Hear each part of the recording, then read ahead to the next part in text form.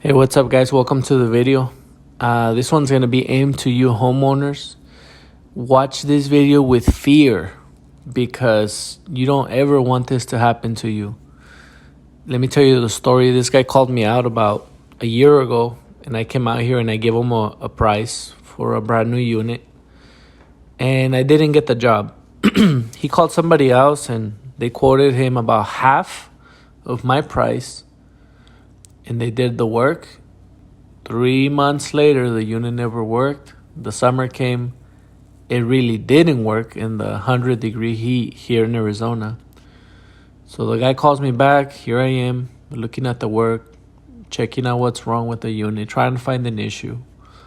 I tell the guy what the problems are. I tell him I can fix it. I give him my price.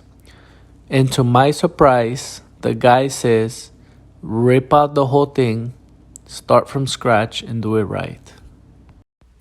The lesson here is always get 2 or 3 bids.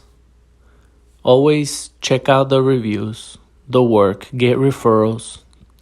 Tell the company that you want to talk to satisfied customers. Do a very thorough investigation because if they mess up the first time and you had to do what happened to this guy, you had to hire another company. At the end, when you do the math, it's going to be so expensive. Take my advice, Mr. Homeowner, and do your due diligence. Anyways, let's talk about the problem here. Do you guys see this return flex duct? It's got all kinds of tape on the inside. Apparently, it had been patched up 2 or 3 different times.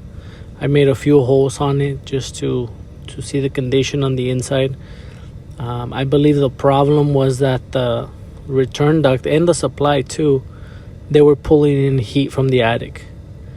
This is a cool little trick right here. If you take the duct, you put it in sunlight and you rotate it, the sun will illuminate the weak spots where the heat is coming into the liner.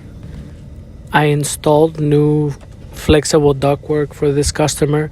And I upgraded him. I went a little bit larger. He had 14-inch flex, and I went to a 16-inch. And I also went to R8 instead of R6.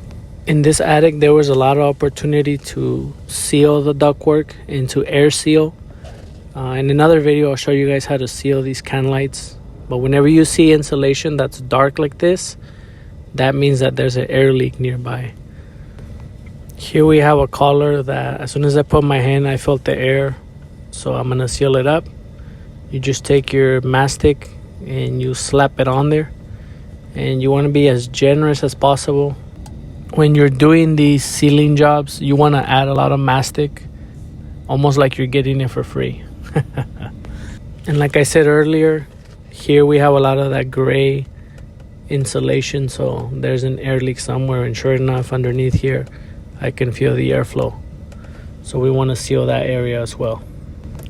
You also want to seal where the ductboard connects. So there's a joint right there. There's another one right here. There's a collar right there. And then there's this monstrosity that I had to fix. Not only is the duct all kinked, but look at what they did right here. Look at that hack job right there. Look at that hack job!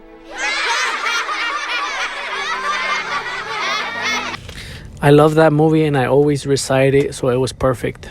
Let's get back to this. There's the new flex and I sealed the hole right there that I made.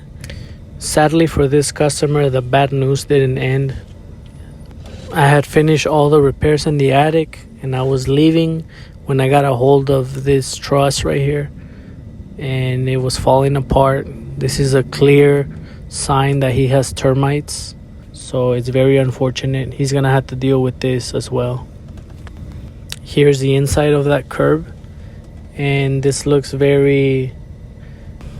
I'll let you fill in the blanks in the comment section. Before, there used to be a train over and under AC. And what these guys did is they just adapted the curve on top of the existing supply and return duct. And a lot of guys do that, but that's not what I like to do. I like to do this right here, put the curve, insulate the crap out of it, then drop the new flexes. If you want to be like super professional and make the airflow even better, something else that you can do is to drop a platinum box on the return end of supply, and then you branch off with flexes.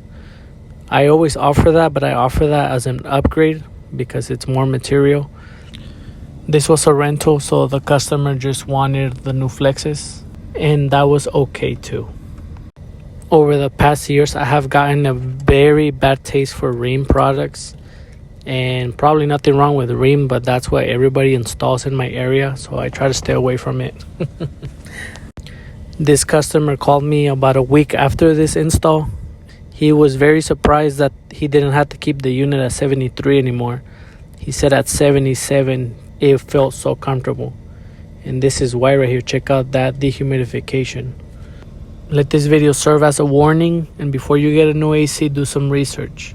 Alright guys, thank you for watching. See you on the next one.